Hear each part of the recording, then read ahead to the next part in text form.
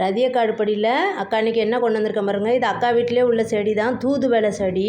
இதில் இவ்வளோ பெரிய செடி கொண்டு வந்தோம், நம்மளுக்கு கொஞ்சமாக தான் இலை கிடைக்கும். இங்கே பாருங்கள் எவ்வளோ லென்த்தாக இருக்குன்னு.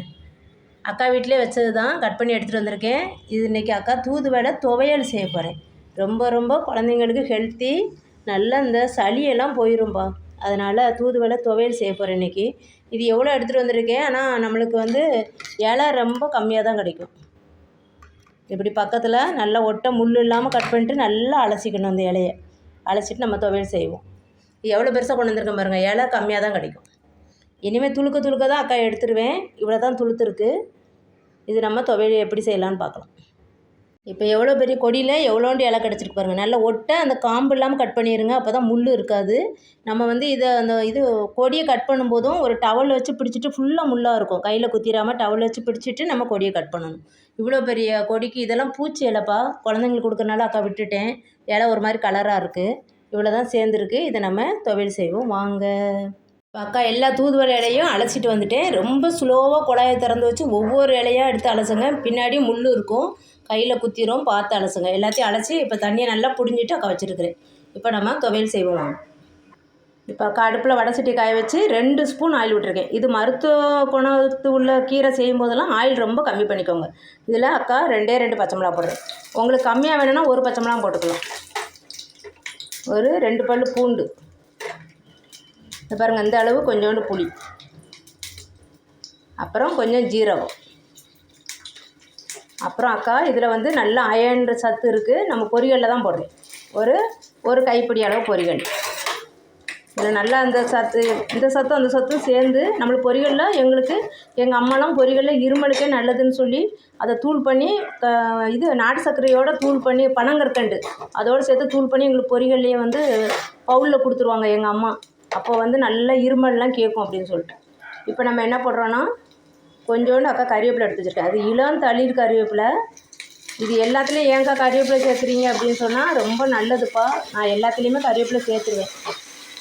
இது ரொம்ப சிம்மில் வச்சுக்கிட்டே நிற்கும் வதக்குங்க. இப்போ வந்து நம்ம அந்த தூதுவளையை போட்டுருவோம். இது ரொம்ப கம்மியாக தான் வரும் குவான்டிட்டி உங்களுக்கு. இது சும்மா நான் ஒரு 2 ஸ்பூன் 1 ஸ்பூன் அப்படி பிள்ளைங்களுக்கு கொடுத்துருவேன். நல்லா சளியெல்லாம் போயிடும். நீங்கள் அதிகமாக வேணுன்னா கொஞ்சம் தேங்காய் சேர்த்துக்கலாம்.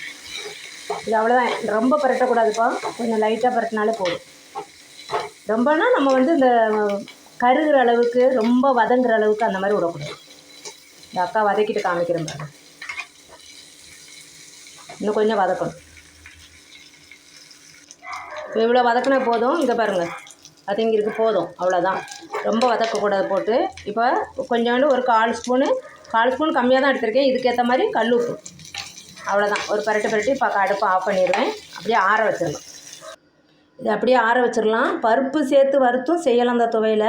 அக்காவுக்கு பொரிகளில் தான் சேர்த்து அக்கா செய்வேன். எங்கள் அம்மா அப்படி தான் செய்ய சொல்லுவாங்க, ரொம்ப நல்லதுன்னு சொல்லிட்டு.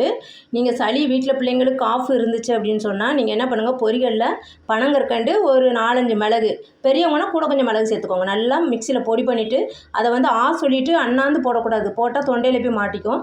மெதுவாக நாக்கில் வச்சு குழந்தைங்கள அப்படி சாப்பிட சொல்லணும். வெறுமையாக சாப்பிட்டாங்கன்னா அந்த இருமல் அப்படியே நிற்கும்பா. ஒரு 2-3 நாள் இருமல் சரியாயிடும். நாங்கள் அந்த மாதிரி சாப்பிட்ருக்கோம், எங்கள் அம்மா கொடுத்துருக்காங்க. இது கொஞ்சம் ஆறட்டும். அவ்வளோதான். மிக்சியில் போட்டுட்டேன், ஆறிடுச்சுப்பா. மிக்சியில் போட்டாச்சு. கொஞ்சமாக தண்ணி தெளித்து துவையல் மாதிரி அரைச்சிக்கலாம். அவ்வளோதான், அரைச்சாச்சு, போதும். பாருங்கள், ரொம்ப ரொம்ப ரொம்ப டேஸ்டியாக இருக்கும். அக்கா நிறைய தடவை இதை செஞ்சுருக்கிறேன். எங்கள் வீட்டில் தூதுவளை இருக்கிறதுனால நீங்கள் வந்து கீரைக்காரவங்கள்ட்ட சொல்லி வச்சிங்கன்னா உங்களுக்கு தூதுவளை கீரை தனியாக கொண்டு வந்துடுவாங்க. அந்த மாதிரி சொல்லி வச்சு செஞ்சு பாருங்கள். இது குழந்தைங்களுக்கு சாதத்தில் பசைஞ்சு ஊட்டி விட்ருங்க. இது வந்து நம்ம பொரிகளையும் தேங்காய் வச்சு அரைச்ச துவையல் மாதிரியே தான் இருக்கும். வித்தியாசமே தெரியாதுப்பா. இந்த தூதுவளை வாசனை எதுவுமே இருக்காது. கண்டிப்பாக இதை குழந்தைங்களுக்கு செஞ்சு கொடுத்து நல்லா ஹெல்த்தியாக, குழந்தைங்களுக்கு சளி இருந்தால் நீங்கள் தொடர்ந்து வாரத்தில் 3 நாள் 2 நாள் கண்டிப்பாக செஞ்சு கொடுக்கலாம். அக்கா வீட்டில் கண்டிப்பாக செஞ்சுருவேன். என் வீட்டில் இருக்கிறதுனால அடிக்கடி அந்த இலையை பறித்து செஞ்சுருவேன். தேங்க்யூ. இதை செஞ்சு பார்த்துட்டு எப்படி இருக்குன்னு சொல்லுங்கள். அக்காவுக்கு டேஸ்ட் எப்படி இருக்குன்னு சொல்லுங்கள் ஃபஸ்ட்டு. நம்ம மற்ற சட்னி போலவே தான் இருக்கும். இது வித்தியாசமே தெரியாது. ரொம்ப ரொம்ப டேஸ்டியாக இருக்கும். தேங்க்யூப்பா.